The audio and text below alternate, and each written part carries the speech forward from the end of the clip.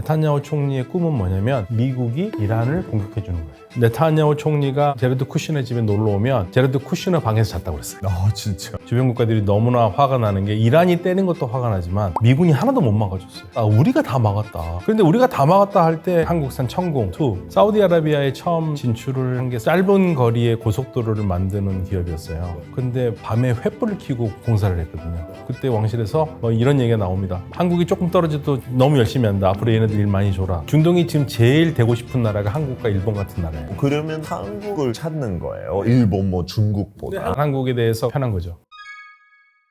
안녕하세요. 국경 없는 클래스의 MC 영국에서 온 피터입니다. 반갑습니다. 안녕하세요. 미국에서 온 미제 조수입니다. 반갑습니다. 안녕하세요. 튀르키예에서 온 한국에서 돈 번역가 활동을 하고 있는 아이시입니다. 반갑습니다. 반갑습니다. 오늘은 또 중동 이야기 할 건데요. 중동 이야기 누구보다 더 잘하시는 교수님을 모셨습니다. 박현도 교수님, 안녕하세요. 네, 안녕하세요. 저는 서강대 유럽연애연구소에서 이슬람과 중동을 공부하고 가르치고 있는 한국산 박현도입니다. 반갑습니다. 자, 그러면 요즘은 뉴스 보면 얼마 전만큼은 아니지만 계속 이란, 미국 전쟁 얘기 나오잖아요. 지금 중동 상황 간략하게 설명해 주실 수 있나요? 지금 일종의 불안한 휴전 상태예요. 이 휴전이 끝나서 종전이 돼야 되는데 종전은 가지는 못하고 아직까지 편히 앉아서 대화를 못하고 있습니다. 한 번은 했고요. 그런데 잘 안 됐고 그래서 2차 협상을 해야 되는데 2차 협상은 이란 쪽에서 일단 안 만난다고 그래요. 너무 지금 의견 차이가 의견 커서요. 차이가 있고 그래서 이란은 지금 무슨 얘기를 하냐면 종전 협상을 하자. 핵은 나중에 하자. 핵 문제가 계속 걸려서 안 되니까 이란, 미국이 그걸 받을지는 잘 모르겠어요. 이란이 오늘 그 얘기를 지금 미국에 얘기를 했고 트럼프 대통령이 제 생각에는 안 받을 것 같은데 그래서 지금 불안한 휴전 상태고 근데 휴전 상태에서 아무것도 안 하는 건 아니에요. 이란은 여전히 호르무즈 해협을 봉쇄하고 있고 미국은 가만히 보니까 이란 배가 나오는 걸 막는 게 더 효과적인 거예요. 총을 쏘고 하는 것보다. 그래서 이란 배를 계속 잡고 있어요. 계속 잡고 있어서 이란은 압박이 되고 그러니까 서로 뭐라 그러냐면 이란은 호르무즈 봉쇄를 풀어라 미국한테 그러는데 미국은 너 풀어라 서로 풀라고만 하지 내가 풀겠다는 안 하고 있어요. 그런 상황이 계속 가고 있고 미국 법에 따르면 5월 1일까지만 전쟁을 할 수 있거든요. 아 진짜 날짜 그런 유효 기간이 있어요. 예, 왜냐면 의회에 신고를 하지 않고 의회에서 승인을 받지 않는 전쟁은 60일밖에 못 하는데 2월 28일 날 전쟁을 시작했거든요. 그런데 의회에 보고한 게 3월 2일이에요. 그러니까 그 60일 되는 게 5월 1일입니다. 그러니까 5월 1일까지만 전쟁을 할 수 있는데 이걸 트럼프 대통령이 지킬까? 다들 안 지킬 거라는 얘기를 많이 해요. 지금 핵심은 본토보다 바다 있죠? 네, 바다. 왜냐면 공격할 대로 공격 다 했거든요. 군사시설은 다 공격했어요. 15,000곳을 공격했다고 그러니까. 할 건 다 했어요. 지금 이제 미국이 때릴 수 있는 거는 민간시설밖에 없어요. 그러니까 민간시설을 때리긴 부담스럽긴 하죠. 부담스럽긴 한데 트럼프 대통령은 그건 전쟁 범죄 아니라고 얘기를 하고 있지만 사실은 문제돼요, 나중에.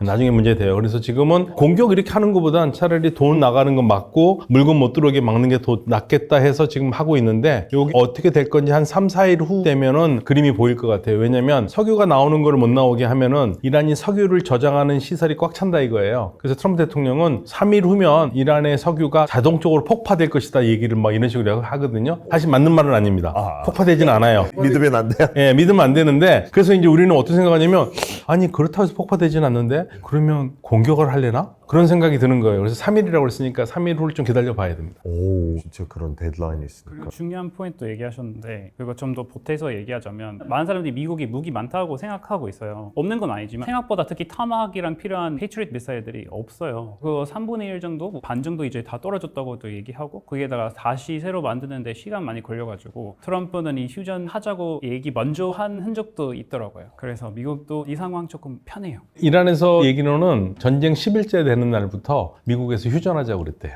아 진짜요? 이란 말입니다. 이란 말. 내가 확인할 수는 없어요. 그러니까 트럼프 대통령도 처음 해보고 아차 싶었던 것 같아요. 얘네도 안 넘어가네.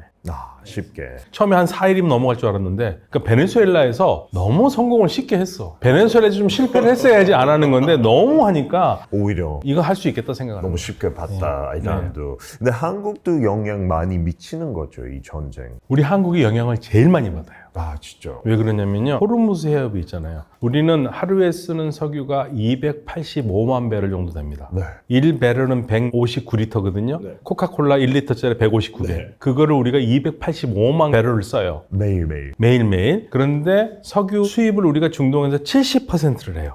70% 중에서 거의 99%가 호르무즈 해협에서 통해서 와요. 아, 거의 다. 예, 거의 다가. 그러니까 호르무즈에 막히니까 지금 이제 우리 기름값이 오를 수밖에 없어요. 지금까지는 좀 덜 오른 게 들어와 있었던 게 있는데 이제는 들어와야 될 게 못 들어오고 있잖아요. 그러니까 기름값이 오를 수밖에 없죠. 그래서 우리가 이 국가 중에서 한국, 중국, 일본이 호르무즈 해협을 많이 쓰는 나라인데 우리가 제일 피해가 큽니다. 그러니까 미국은 자기 기름 많으니까 그런 영향은 잘 안 받지만 다른 나라 뭐 유럽도 마찬가지고. 근데 미국도 문제예요. 미국이 지금 그 석유를 팔면 안 돼요. 미국도 만일의 경우에 대비해서 이게 비축을 해놔야 되는데 지금 비축유를 팔고 있는 거예요. 아, 진짜. 트럼프 나와서 계속 자랑하고 있어. 사실 우리 원래 호르무즈로 가는 유조선이라고 하나? 미국으로 넘어오고 있다. 이거 미국한테 너무 좋은 거다라고 생각하는 건데 그런 얘기 들어보면 경제학 기본 수업 들어본 적 없나? 왜냐면은 이거 한국말로 inelastic 비유력이라고 하나요? 비유력 상품인데 이거 미국에서 조금만 떨어지면 가격이 똑같이 올라가고 그리고 이거 국제 시장이니까 가격이 다 따라가요. 결국엔 조금 차이 있겠지만 그래서 미국이 당연히 트럼프 말로는 이거 좋은 거다라고 하겠지만 실제로 소비자들이 느껴질 거야. 이미 느껴지고 있고요. 제 친구들이 미국에 많이 살아요. 한 3, 40명이 살거든요. 근데 이제 캘리포니아에 사는 애들이 좀 많은데 그 친구들 요즘 힘들대요. 기름값이 너무 크니까. 저도 이제 미국에 가끔 갈 때마다 미국 가면 제일 좋은 게 기름값이 싸니까 운전할 때 사실 걱정 안 하잖아요. 그렇죠. 그냥 막 쓰죠. 큰 차. 큰 차. 제가 좋아하는 게 미국의 그 타호 뭐 이런 것들 큰 거 GM 뭐 그렇죠? 그런 거 타면 기름값 싸니까. 그런데 3주 전에 미국에 사는 친구가 캘리포니아 샌프란시스코에 살거든요. 근데 집 앞에 휘발유를 넣으러 갔더니 돈을 환산을 해서 알려주는 거예요. 1리터에 2,600원이래요. 여기보다 훨씬. 그래서 깜짝 놀랐어요. 미국이 그렇게 비싸나? 그래가지고 자기가 너무 비싸서 10분 정도를 운전해서 가서 넣는데 2,100원이래요. 오, 그래요? 예. 그리고 제 친구 이제 트러커 있거든요. 경유 1갤런이 7.99달러, 8달러인 거예요. 캘리포니아는. 그래서 너무 비싸니까 애리조나에서 넣는데 6.25달러래요. 세금 차이. 예. 그런데 꽉 채우니까 1,000달러 들었대요. 오. 너무 비싸대요. 이 친구가 하는 말이 뭐 기름값이 들면 이 가격을 누구한테 얹히겠어요. 물류비를 소비자한테 온 거예요. 그러니까 물가가 올라갈 수밖에 없는 거죠. 근데 미국도 이렇게 어려운데 미국이 전쟁의 진짜 속내가 뭘까요? 속내는 이란의 정권 교체였다고 봐요. 레이짐 체인지가 목적이었고 그 레이짐 체인지를 하는데 결정적인 역할을 한 사람이 네타냐후 총리.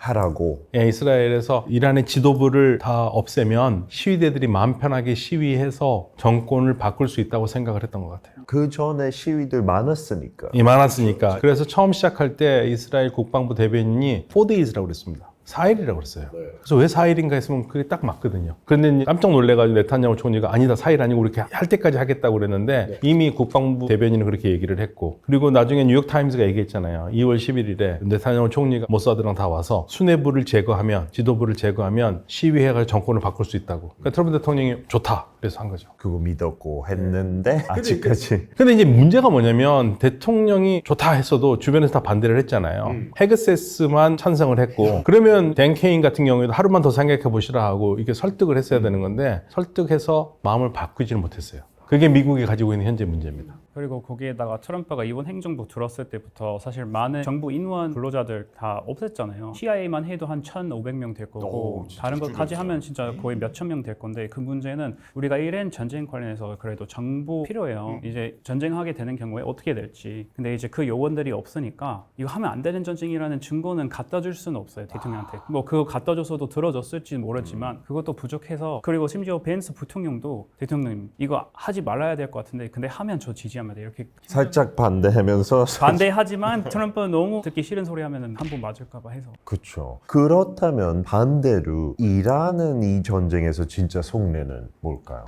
이란은 이기지 못하는 거 알아요. 미국하고 싸워서 이길 수 있다고 생각하겠어요? 이란 절대 생각 안 해요. 근데 이란은 버티면 이긴다고 생각해요. 그래서 이란은 전쟁을 할 때 두 가지만 딱 목표를 했죠. 첫째, 유가. 둘째, 미군 피해. 특히 미군 사상자가 많이 나면 날수록. 그러니까 처음에 전쟁을 시작할 때 미국에서 트럼프 대통령의 이란 공격을 지지하는 사람이 27%밖에 안 됐거든요. 근데 그 사람들조차 뭐라고 그러냐면 유가가 오르거나 미군이 죽으면 나는 이걸 찬성하지 않는다고 그랬어요.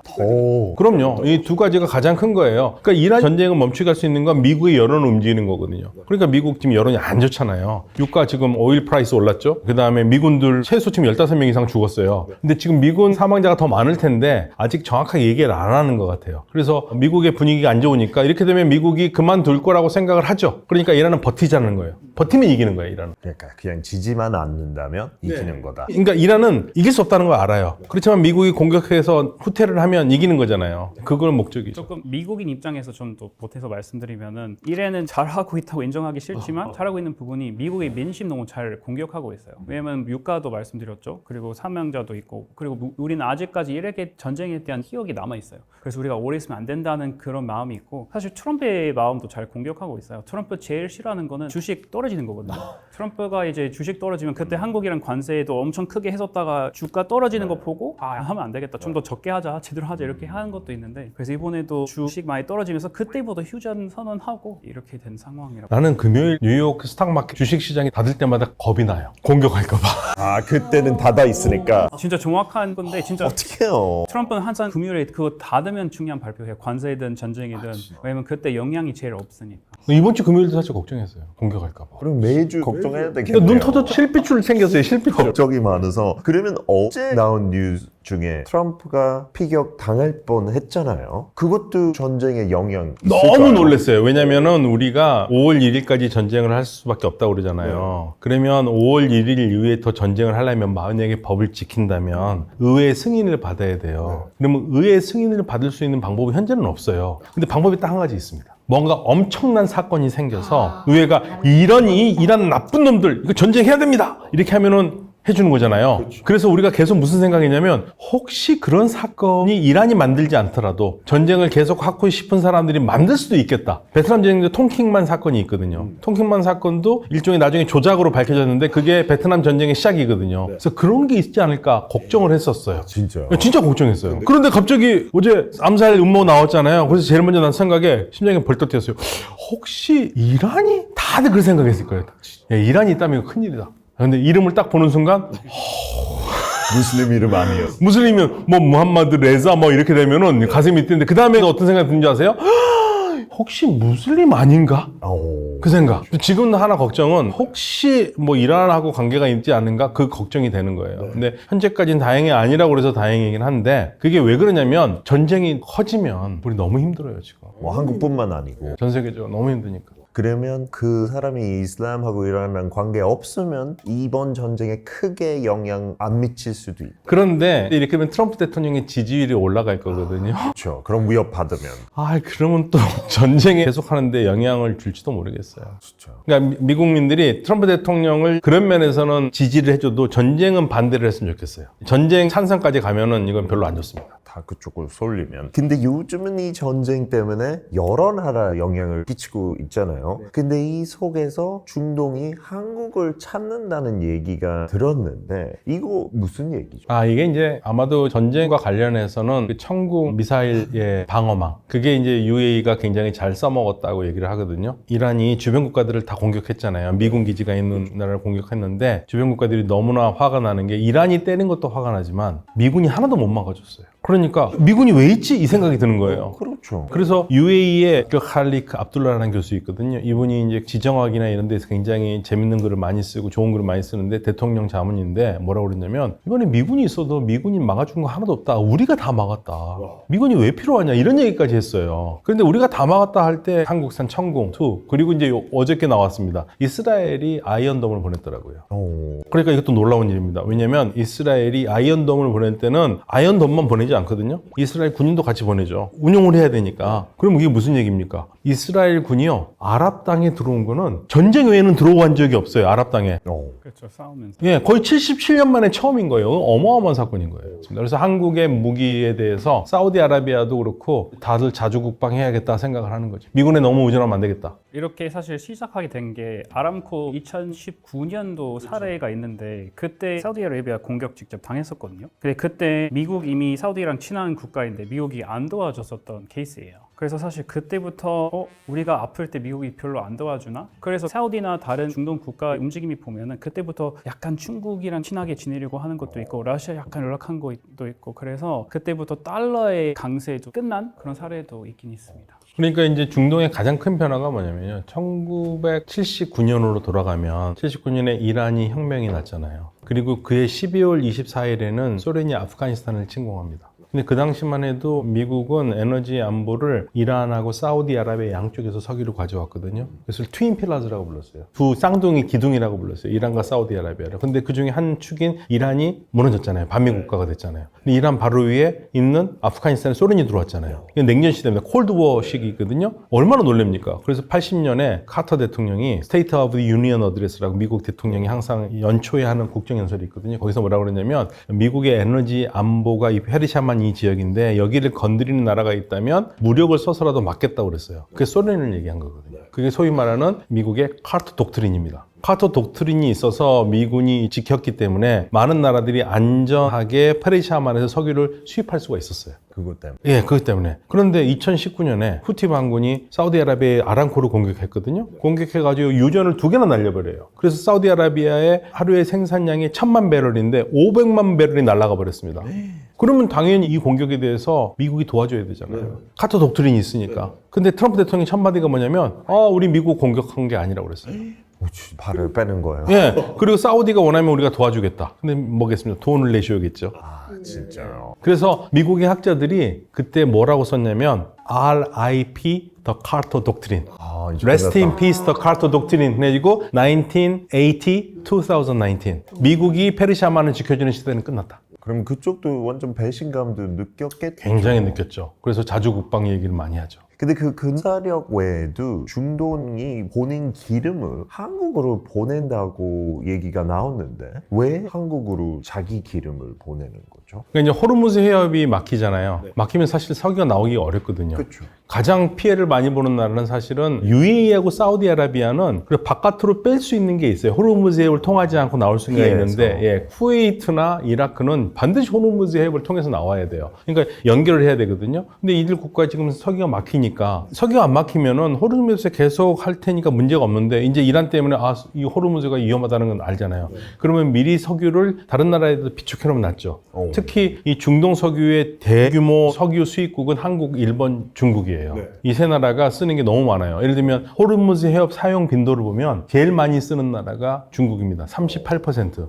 2등이 인도예요. 15%. 한국이 12%. 그리고 일본이 11%예요. 이런 건 일본한테 안 이겨도 되는데 이것까지 이겼어. 위전하니까. 그러니까 얼마나 많이 씁니까? 그러니까 한국에 원유 비축기지가 있으니까 거기에다가 만일에 대비해서 석유를 쌓아놓으면 안정적으로 호르무즈 해협이 막히든 말든 팔 수가 있잖아요. 그러니까 한국을 석유 기지로, 원유 비축 기지로 쓰겠다는 얘기입니다. 초축 은행 느낌이네요. 우리가 필요할 때 다시 거기 가서 꺼내겠다. 그렇죠. 어차피 뭐 중동에서 아시아로 와야 되는 석이니까 한국에나 해놓으면 좋죠. 우리도 좋고요. 그러면 한국을 찾는 거예요. 일본, 중국보다. 근데 한국에 가장 좋은 기지가 있으니까 비축 기지를 하는 것 같아요. 근데 일본도 있겠지만 한국에 대해서 그렇게 가지고 있으니까 편한 거죠. 그 정도 스케일가 있으니까 네, 여기서 네. 하는 거죠. 제가 알기로 전략 비축 유가 시설이 한국이 제일 많다는 걸로 알고 있어요. 한국은 지금 갖고 있는 건 한 200일 되는데 일본은 뭐 140일, 145일, 미국이 92일밖에 안 된다고 얘기하는데 사용하는 것에 비해서 당연히 미국이 더 많이 사용해서 힘들겠죠. 그거 맞나요? 예, 우리 한국이 한 260일 정도, 민간인까지 합쳐서 정부 거 민간 합치면 한 268일 정도 됩니다. 근데 우리가 더 늘리긴 해야 되는데 우리가 원유 의존도가 높아요. 그러니까 전 세계에서 석유를 많이 쓰는 나라를 1등부터 11등까지 하면 일본이 6등, 한국이 7등, 독일이 11등이에요. 근데 이 세 나라의 공통점이 뭔지 아세요? 석유가 한 방울도 안 나요. 본인 땅에서요. 그런데 GDP가 있잖아요. GDP 대비해서 석유를 가장 많이 의존하는 나라가 한국이에요. 우리가 일본의 2배, 독일의 4배예요. 왜냐하면 우리는 석유를 수입해서 가공해서 팔아요. 예, 휘발유나 이런 거로. 여기 와서 그냥 프로세싱하고 예, 다시 그래서 팔고. 우리가 석유를 원유를 수입해가지고 경유, 휘발유 이런 걸 만들어서 팔기 때문에 우리가 의존도가 높아서 그래서 한국이 호르무즈 해협 막히면 가장 피해를 많이 보는 나라예요. 석유 의존도가 높기 때문에. 물론 그걸 사실 막히게 하는 나라도 이란도 똑같이 사실 피해를 보는 입장이죠. 왜냐면 원래 허락을 하고 수익을 얻어야 되는데. 교수님 혹시 제가 좀 진짜 궁금한 거 있는데요. 미국이 이렇게까지 이스라엘을 지지하는 원동력이 어떤 건지를 궁금한데 사실 네탄야후 총리가 국제 무대에 등장한 건 1984년에 주 유엔 이스라엘 대사로 나오거든요. 그리고 총리가 된 건 96년입니다. 그 전부터 네탄야후 총리의 꿈은 뭐냐면 미국이 이란을 공격해 주는 거예요.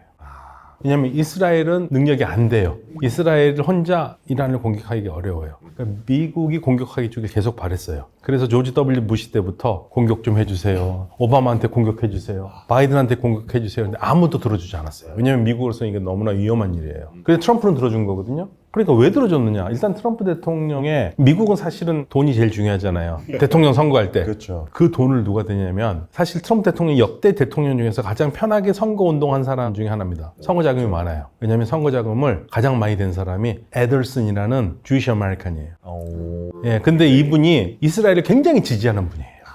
내가 아메리칸 시티즌이지만 그거보다 이 이스라엘을 너무 중요시하기 때문에 여기가 돈을 굉장히 많이 냈고요. 이분이 그래서 2017년에 대통령 됐을 때 결정적인 역할을 합니다. 그리고 이분이 돌아가셨거든요. 이번 대통령 됐을 때는 이분의 미망인 미시스 에덜슨. 트럼프 대통령은 이스라엘 로비 자금이 많아요. 이스라엘을 지지하는 분들이 트럼프 대통령의 선거 자금을 많이 냈고 그게 엄청나게 크죠. 재단이라고 해야 될까? 그 로비 이름도 있지 않아요? 에이팍이요? 맞아요. 에이펙. 예, 에이팍. 아메리카 이스라엘 퍼블릭 커미티인가 카운슬인가 그래요. 거기서 지원을 많이 하고 그리고 트럼프 대통령이 개인적으로 보면 사위가 제라드 쿠슈너잖아요. 유태인이잖아요. 그런데 제라드 쿠슈너 집안하고 네탄야후 총리 집안하고 굉장히 친합니다. 아, 진짜. 제라드 쿠슈너의 아버지와 네탄야후 총리가 아주 단짝이에요. 그래서 어떤 얘기까지 나왔냐면 그 전에 네탄야후 총리가 제라드 쿠슈너 집에 놀러 오면 제라드 쿠슈너 방에서 잤다고 그랬어요. 아, 진짜. 방을 내줬. 그 정도. 그 정도로. 그러니까 개인적으로나 여러 가지로 연관이 돼 있기 때문에 네탄야후 총리하고 굉장히 친한 거죠. 거기다가 아직까지 증거된 건 아니지만 앱스틴 파일의 문제도 있다 얘기도 나와요. 그래서 이번에 트럼프 대통령이 이란과 관계가 없다고 얘기를 금방 덮은 거는 만약에 이란과 관계가 있다고 얘기를 하면은 이번에 그 범인이 앱스틴 파일 얘기를 했잖아요. 그게 또 불거지니까 황급히 덮기 위해서 안 했다라는 그런 얘기도 있어요. 아직 확정은 아니죠. 많은 사람들이 미국이 완전 친 이스라엘 국가로 보고 있는 거고 사실 그 일부 맞아요. 우리가 오래동안 이스라엘 계속 지지해온 거 맞는데 교수님 너무 좋은 지적하셨던 게 부시, 오바마, 바이든이 네tanyahu 원하는 대로 안 했어요. 그래서 우리는 친 이스라엘 맞지 근데 노예는 아니다. 더 작은 나라인데. 작든 말든 그냥 우리만의 국익이 있고 너의 국익이 있는 그거 겹칠 때 같이 움직이지 따라가지 않는다 생각했었다가 그래서 오바마 저 생각에 잘했던 거는 이란 원래 협상했었던 딜이 진짜 상당히 좋았어요. 근데 트럼프 그거 들어서 야 너는 싫다. 오바마 했던 모든 거 실패다라고 해서 그거 깨지고 이란 전쟁하면서 이스라엘 좀 틀어줬던 이스라엘 원하는 대로 움직이는 추세 보임이 있습니다. 그게 책으로 학자가 쓴 게 이스라엘 로비 앤드 US 포린 팔러스예요.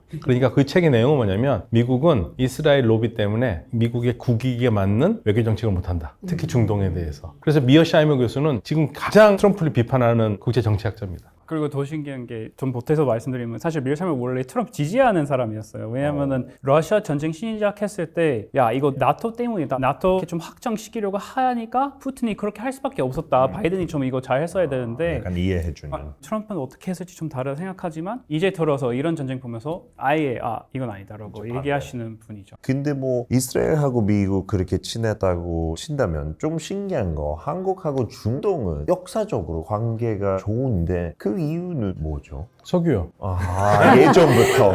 아니, 그러니까 우리가 중동과 관계가 좋은 거는 일단 석유를 수입을 해야 되니까 중동과 관계를 굉장히 조심스럽게 잘해왔고 예를 들면 1973년 전쟁 같은 경우에는 놀라울 정도로 당시 박정희 대통령 정부가 완벽하게 중동 편 듭니다. 오. 예, 이스라엘 반대하는 목소리를 정확하게 내요. 진짜요? 예, 두 국가의 투 스테이트 솔루션, 이스라엘과 팔레스타인 두 국가 해법을 지지하고 완전히 이스라엘에 대해서는 우리는 중동이 중요하다. 된다는 걸 확실히 해줬어요. 왜냐하면 석유가 필요하니까. 네. 석유가 가장 중요한 문제입니다. 그래서 그때부터 그냥 귀여운 상징으로 볼 수 혹시 버즈 칼리파 아세요? 한국 회사가 하지 않았어요? 삼성이에요. 삼성에서 한 겁니다. 저 택시 탈 때 얘기 많이 나오는데 가끔 택시 아저씨들이 원래 어떤 일 하셨어요? 물어보면 저 중동에서 주재원 했었습니다. 막 현대 삼성 주재원에서 신기합니다. 막 그런 분도 계시더라고요. 저 그거 놀랐는데 그런 관계 오래전부터 이제 친했으니까 그러지 않을까 싶습니다. 그리고 73년에 오일 쇼크가 나잖아요. 보통 영어에서 오일 크라이시스라고 그러는데 우리는 다 오일 쇼크라고 그래요. 한국에서는. 그때 우리가 처음으로 돈을 벌기 위해서 사우디아라비아의 건설 현장에 진출합니다. 1973년이에요. 처음이었어요. 예, 처음 73년. 그때부터 우리 한국 사람들이 중동에서 노동자로서 가서 돈을 벌었죠. 외화가 필요할 때. 그래서 많이 보내고 그러니까 지금 한국에서 외국인 노동자들 많잖아요. 그때는 한국이 거기서 중동에서 외국인 노동자를 한 겁니다. 그래서 중동 붐이 일었었어요. 그때 한국은 가난했어요. 근데 노하우는 있었어요. 저희 가서 건설 예, 노하우가 있고 그 다음에 뭐든지 할 수 있다. 안 되면 되게 하라. 진짜 그런 게 굉장히 강했고 한국 사람들의 특징이에요. 우리는 아무것도 없잖아요. 그러니까 지금 한국 굉장히 잘 살게 느껴지잖아요. 저는 사실 이해가 안 가요. 우리는 굉장히 어렵게 살았거든요. 제가 1966년생인데 제가 태어날 때 우리 한국의 국민소득이 얼마인 줄 아세요? 한 3, 4, 5천 불? 왜? 몇백 불? 133달러입니다. 66년도에 66년도에 그때 133달러예요. 조금이라도 좋아지기 시작. 아니에요. 66년도 61년부터 군사 쿠데타가 나가지고 박정희 정권이 들어섰고요. 이제부터 발전하기 시작하려고 할 때인데 66년은 아직까지 70년대 우리 초등학교 이게 다닐 때도 한국은 가난한 나라였어요. 우리는 개발도상국, developing country. 그래서 밖으로 많이 보내고 중동, 독일 그런 데도 보내고 독일에 간호사로 갔죠. 광부로 갔죠. 광부로 가는데 학력이 뭔지 아세요? 대졸자나 대학생들이었어요. 진짜 대학생들 예. 그러니까 독일에서도 깜짝 놀라는 거예요. 이렇게 고학력이 그만큼 일거리가 없으니까. 대학 나와도 일자리가 없으니까. 그래서 광부로 갔고 간호사로도 가고 돈 되는 건 다 한 거예요. 근데 저 여기에 대해서 조금 이야기하고 싶은 게 왜 한국이 이렇게까지 인기 있냐. 저도 중동 사람이잖아요. 일단 역사를 보면 약간 문제가 뭐냐면요. 우리는 항상 국경, 인종, 종교 이런 것 때문에 되게 많이 싸웠고요. 아랍 사람들도 아랍끼리 못 믿고 튀르키예 사람도 뭐 쿠르드 이슈 있고 뭐 이렇게 계속 싸웠다가 드디어 당연히 너무 안 좋은 거지만 한국에서 이런 일들이 일어나가지고 한국 사람들이 너무 많이 일하고 싶은 마음도 있고 여기 일자리 없기 때문에 중동 쪽으로 갔잖아요. 근데 일단 일을 빨리빨리 하죠. 그리고 시간을 지키죠. 그리고 당연히 한국 사람들에도 안 좋은 특징들이 당연히 있겠지만 일단은 중동에서 볼 수 없는 그리고 건성 문제점이 없는 사람이에요. 한국 사람은. 그리고 종교로 운영되는 나라도 아니에요. 그러면 너는 크리스찬이다, 너는 유대인이다, 너는 뭐 이슬람 사람이다 이런 거 없이 한국 사람을 빨리 받아들인 거고요. 특히 저도 학교에서 졸업을 할 때 국제통상을 공부했는데요. 한번 논문을 썼는데 우리 튀르키예 사람들과 한번 설문조사를 했어요. 한 1,500명 이상. 한국에 대한 신뢰감 딱 한 명만 신뢰가 없더라고 그랬어요. 이거 보고 어떻게 1,500명이 이 말을 할 수 있느냐. 이미지가 너무 좋은 맞아요. 거예요. 이미지 너무 좋고요. 그리고 당연히 튀르키예 사람도 독일로 갔죠. 다른 뭐 중동 사람들도 독일로 가고 일을 했는데 왜 거기에서 한국만큼 이런 이야기가 안 나오냐? 똑같은 그런 갈등이 없어서도 있고 그리고 이미 그 전쟁에서 나왔기 때문에 조금 겸손하다라고 말해야 되나요? 겸손하면서 일하는 그런 특징이 너무 좋지 않았을까 싶긴 해요. 제가 한 가지 좀 재밌는 얘기를 드리면 이건 아마 한 번도 못 들어보신 얘기일 것 같은데 사실 우리가 자랑스러운 얘기는 아닙니다. 우리가 월남전에 미국이 필요해서 우리가 사실은 돈을 벌러 가요. 한국군이. 그래서 한국군한테 미군 월급을 주면 정부가 받아가지고 한국군 월급만 주고 정부가 갖고 갔어요. 진짜. 예, 그 그렇죠. 수익을. 예. 그런데 그때 어떤 일이 있었냐면 우리가 아직 통조림을 못 만들어요, 제대로. 통조림을 제대로 못 만드니까 한국군이 있으니까 한국군에 관계된 통조림을 이제 한국에서 만들어서 보내잖아요. 근데 미군이 돈을 주는 거죠. 근데 미군이 보니까 안에 녹이 쓸어 있어요. 어떡해요. 녹이 쓸어 있으니까 미국에서 이건 안 된다 하니까 당시 최명신 장군이 있습니다. 월남전 장군. 근데 그 사람이 아니다. 우리 군인들 먹을 수 있다. 이거 우리 그런 거 없다. 괜찮다. 그러니까 이걸 어떻게 먹냐 그랬더니 봐라. 그래가지고 연병장에다가 사람들 쫙 모아놓고 군인들한테 이거 안 먹으면 이거 우리 통제를 못 만든다. 그 사람들이 다 먹은 거예요. 그거를 문제 없다고. 그래서 미군이 놀래가지고 아이고 알았다. 그런 사람들이에요. 그거 혹시 스팸 부대찌개 시작이에요? 통조림으로 나와가지고 부대찌개는 뭐냐면 미군 부대에서 나온 음식 있잖아요. 미군이 먹다가 쓰레기장에 들어갈 것 같은 거 그런 걸 한국 사람이 잡아가지고 다 집어넣어서 끓인 거예요. 그러니까 부대찌개는 굉장히 슬픈 음식이에요. 그러니까 굉장히 가난했다니까요. 우리 진짜 가난했어요. 우리 때 도시락을 제가 73년에 초등학교를 들어갔잖아요. 우리가 도시락이 없어가지고 힘들어가지고 저도 그랬지만 점심시간에 도시락 못 사오는 애들이 많았어요. 그래서 밖에서 수돗물 먹었어요. 그냥 수돗물. 그때 그랬어요. 지금 상상이 안 되죠? 네. 가난했거든요. 그러니까 열악한 상황에서도 열심히 하고 어디 가나. 그냥 뭔가 잘 살아보자. 그게 한국인들의 종교였어요. 조셉이 아까 케이팝 얘기했잖아요. 나는 그게 이해가 안 가. 우리 세대는요, 미국 팝송을 듣고 자란 세대예요. 반대로. 그래서 내가 캐나다에서 공부하고 미국 애들을 만나면 내가 너보다 미국 팝송 더 많이 알걸? 진짜 우리는 많이 알아요. 우리 때는 팝송을 너무 많이 들어가지고 정부에서 라디오에서 한국 노래를 꼭 틀어야 되는 쿼터가 있었어요. 그 정도로. 강제로 해서 그래서 우리가 팝송보다 한국 노래를 듣기 시작한 거는 제 생각에는 조용필의 고추잠자리라는 노래가 나왔을 때 그 노래가 굉장히 신선했어요. 그러면서 한국의 발라드나 이런 것들이 했죠. 우리는 저는 뭐 사이먼 앤 가펑클, 진짜 저보다 잘하시는 사이먼 앤 가펑클, 우리는 뭐 비틀즈, 퀸, 뭐 전부 다 뭐 영국, 미국 팝 가수들은 우리는 그거 듣고 자랐어요. 우리가 중학교 때 아바 노래를 좋아하느냐, 퀸 노래를 좋아하느냐 이거 싸우대니까요. 우리는 YG냐 SM이냐라고 싸웠었어요. 빅뱅이냐 슈퍼주니어냐. 진짜로. 그러니까 이번에 아침에 라디오 방송을 들었는데 일본에서 BTS가 공연을 했는데 아리랑이라는 노래를 그니까요. 부르잖아요. 맞아요. 아리랑은요 일제가 못 부르게 금지한 노래거든요. 일제시대에 그때 금지곡이에요. 그런데 그거를 일본 사람들이 불러. 이 세상이 어떻게 된 건가? 우리는 이해가 안 가요. 네. 우리 막내도 그래. 우리 막내 지금 저보다 10살 어리긴 한데 이번에 대학교 졸업하면서 한국 너무 좋아하고 저보다 K-팝 밴드 달고 엄청 많이 들어요. 근데 교수님이 중동에서도 유학하셨어요? 중에서 일하는 시험 공부했습니다. 그러면 본인이 느꼈을 때 중동의 생각에 한국의 이미지는 어떤 거? 일단 제가 공부했던 이란은 한국과 가까이 있으면 같이 친할 수 없는 나라입니다. 왜냐면 한국은 친미 국가잖아요. 이란은 반미 국가잖아요. 그래서 만약에 이웃으로 있었으면 아마 둘이 안 친했을 거예요. 근데 멀리 떨어져 있으니까 둘이 같이 하고 싶은 게 있죠. 경제. 경제적인 측면이 되고 중동 국가 나머지 아랍 국가들은 한국이 70년대부터 건설 공사를 하고 여러 가지를 했기 때문에 한국 사람들의 근면성을 많이 봐주죠. 유명한 얘기 있습니다. 사우디아라비아에 처음 진출을 한 게 사만 기업인데 짧은 거리에 고속도로를 만드는 기업이었어요. 근데 밤에 횃불을 켜고 공사를 했거든요. 낮에 너무 더우니까 밤에 한 거예요. 그래서 사우디아라비아 왕국이 깜짝 놀래가지고 그때 왕실에서 뭐 이런 얘기가 나옵니다. 한국이 조금 떨어져도 너무 열심히 한다. 앞으로 얘네들 일 많이 줘라. 그래가지고 건설이 잘 됐다는 얘기가 있어요. 그러니까 한국 사람들이 너무 가난했어. 너무 가난했기 때문에 뭐든지 했었어야 돼요. 열심히 어디 가든. 어디 가든지. 돈이 되는 아무거나. 돈 되는 건 아무거나. 그리고 어디 가서 제일 가고 싶은 나라가 어디겠습니까? 미국 이민 가고. 조셉이 한국에 오는 거 이해가 안 가는 거야, 우리는 지금. 지금 내가 미국에 가야 되는 건데 조셉이 한국에서 한국말을 해. 이해가 안 가, 우리는. 그랬었어요. 근데 교수님 덕분에 오늘은 중동과 한국 관계에 대해서 많이 알게 됐는데 다들 어떠셨어요? 사실 원래 청취외교학과 출신이고 이런 이슈 관련해서 관심 많습니다. 그냥 미국 친구들한테 조금이라도 이것 때문에 미국이 괜찮긴 한다고 하더라도 동맹국이 힘들다는 계속 전하고 싶어요. 그래서 교수님 영상 많이 봤었고 많이 배웠습니다. 근데 직접 회계에 대해서 더 많이 배웠고 너무 좋았습니다. 그러니까 중동이 한국을 생각하는 건 딱 이 생각만 하시면 돼요. 중동이 지금 제일 되고 싶은 나라가 한국과 일본 같은 나라예요. 그게 무슨 말이냐면 한국과 일본은 석유가 하나도 없잖아요. 그런데도 나라 발전했잖아요. 그러니까 한국과 일본은 내년 예산을 세울 때 올해 국민들이 낸 세금으로 내년 예산을 세우는데 중동 국가는 석유가 있기 때문에 세금이 아니라 얼마나 석유를 많이 팔 수 있는가 내년 예상 유가로 세우거든요. 근데 너무 위험하잖아요, 그게. 언제 끊길지. 언제 끊기지, 언제 내려갈지, 언제 올라갈지. 대처할 수 있는 것도 그렇죠. 나올 수 있을지도 모르죠. 그래서 한국과 일본처럼 제조업을 발전시켜서 메이드 인 사우디아라비아, 메이드 인 쿠웨이트 이런 식으로 만들어서 자국민을 고용해가지고 국민들한테 세금도 받고 회사로부터는 법인세를 받고 그래서 내년 예산을 세우고 싶은 그런 나라가 되고 싶은 거예요. 그러니까 한국과 일본이 중동 국가들에게서는 굉장히 마음에 드는 국가죠. 근데 왜 한국을 더 좋아하느냐? 제가 물어봤어요, 중동 애들한테. 한국, 중국, 일본이 있는데 왜 한국을 선택하는 이유가 뭐냐? 그랬을 때 굉장히 재밌는 얘기가 나옵니다. 중국은 너무 커서 버겁대요.